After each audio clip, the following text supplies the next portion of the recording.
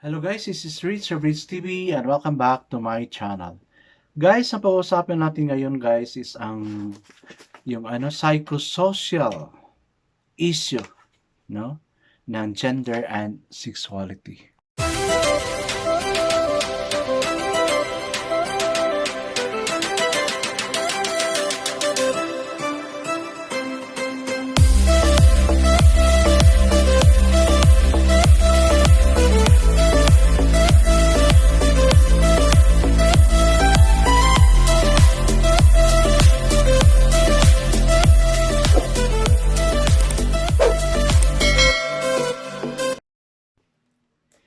Since the human female is capable of bearing a child, the society interprets the capacity as associated to womanhood, and thus sees fulfillment of reproductive rule as an expectation among women.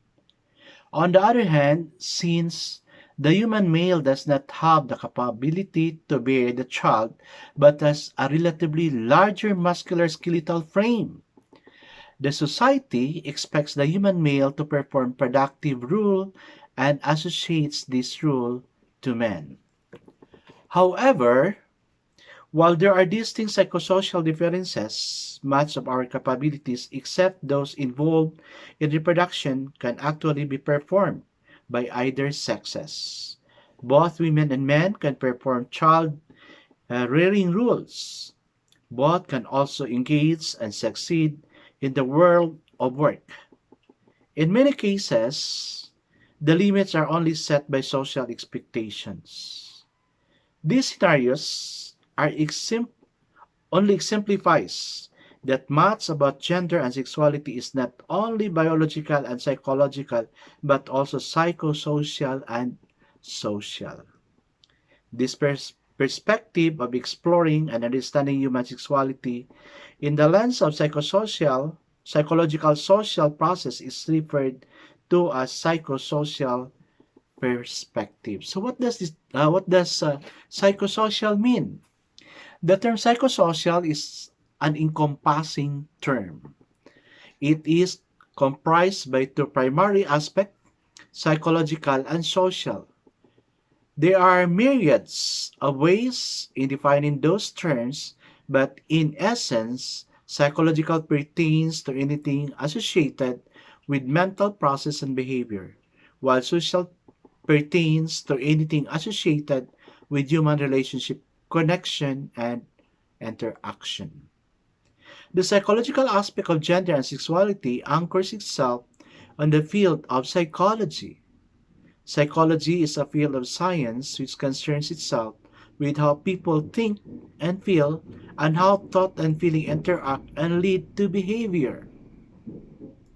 There are three primary psychological domains: affect, behavior, and cognition. Affect or the affective domain pertains to people's emotion and feelings. Behavior or the behavioral domain pertains to people's action, both observable or overt, or not readily observable or covert. Cognition or cognitive domain pertains to people's thought processes such as memory, perception, and information processes. Hence, to say that gender and sexuality have a psychological dimension is to note that our sexual behavior as well as gender-related behavior originate from what we sense, think, and feel. On the other hand, the social aspect of gender and sexuality primarily anchors itself in the field of sociology and allied fields such as social psychology. In essence, sociology is the field of science which concerns itself with the human person's realities and experiences as part of group and institution, including the structure and function of this institution and the dynamics of human relationship with them. So understanding the psychology and dimension, there are many ways through which the psychological dimension of gender and sexuality can be understood and explain. Our experience of gender and sexuality is generally a relational experience. It is relational because, while as individual, we have our own effect, cognition, and behavior to be aware of. We're also viewing ourselves in relation to others who also have their own personal preoccupations. There are some elements of our gendered self which are best viewed in an ecological context, that is, in the circumstances in our physical and social environment. So, what is awareness? At the front of our experience as gendered being is awareness. In simpler terms, awareness is our conscious understanding of something. As individuals, we are in constant process towards self-awareness. Who and what am I? What do I like, dislike? What are my strengths and weaknesses? What motives motivates me? What are my aspirations? We are in an endless process of asking and trying to understand. In the context of gender and sexuality, we ask what am I in psychology? We ask what am I physiologically? Am I happy with that I am? How do I genuinely see myself? How do I feel about myself as a sexual being? Is there anything good I should do? But then again, we're not isolated in a vacuum. We're social beings. We live our lives in relation to others.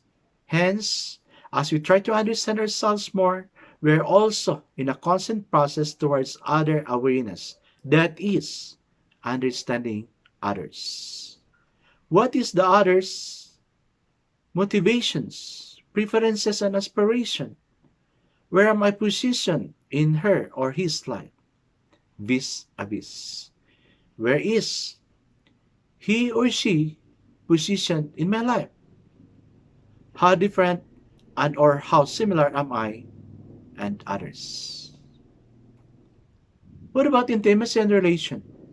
In certain situations, when two people recognize and become aware of each other, they decide to keep close distance in each other's life, share their personal bubbles, so to speak, and allow frequency of interaction between them.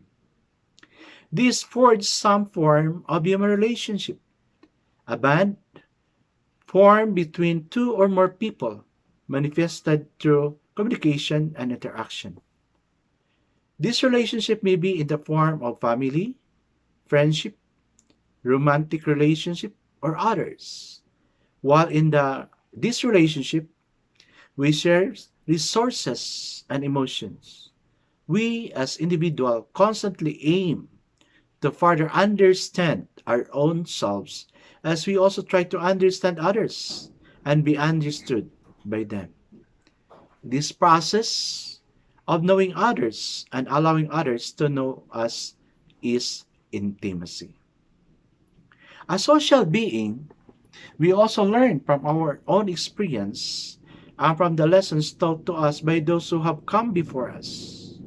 How we behave in relation to other people, with due consideration to social experiences or expectations related to our gender, and how we make choices to balance our personal goals and social goals, might be passed on to us through education and other cultural preoccupation. The process by which we learn cultural norms and tradition is referred to as socialization.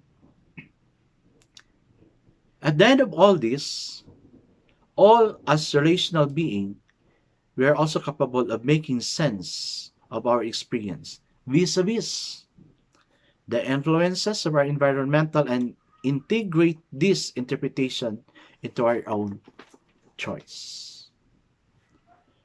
So what about well-being of a psychosocial goal? The ultimate goal of understanding the psychosocial aspect of our experiences is well-being, a state of satisfaction, meaning, and purpose. There are two sides of well-being.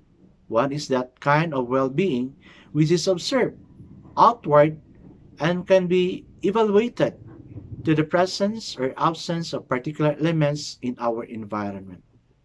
This is referred to as objective well-being. In the aspect of gender and sexuality, here are some of the other questions to ask. Does the physical environment allow expression of diversity? Does the physical infrastructure mitigate any possibility or abuse and violence related to gender? Are material resources, money, and properties equitably available to men, women, and other people with different genders? Are these resources sufficient for them? Are there health systems which cater to gender-related needs? Are there wellness programs that support women, men, and people of different genders? Another side of well-being is our personal experience or satisfaction, meaning, and purpose. This is referred to as subjective well-being. It is subjective because it pertains to our own appreciation of how well we are. Sometimes, even when the environment fully provides for our needs, we remain unsatisfied and thus having low sense of subjective well-being. There are also moments where the environment has shortcomings, but we are at peace and satisfied within. In a common term, the, the closest word to others also means subjective. Well-being is happiness. Some of the questions to us are as follows. How far is your sense of satisfaction about the various areas of your life as a sexual being? Number two, is your purpose as a person clear to you? And if not yet, what are you doing to clarify your purpose? Dimensions of well-being. Based on the well-being means we can see that there are various dimensions into it. The following are just a primary dimensions of well-being, which we must look into when trying to understand the psychosocial condition of a person. 1. Physical, biological health. 2. Emotional, positive feeling, moods, and stability. 3. Mental, clarity of mind, healthy thoughts process. Next, materials, available and adequate financial and other resources. And social, healthy and positive interaction and relationship with others. So guys, sana may natutunan tayo dito sa lesson na to. No? See you again to my next vlog. Hanggang sa muli, paalam!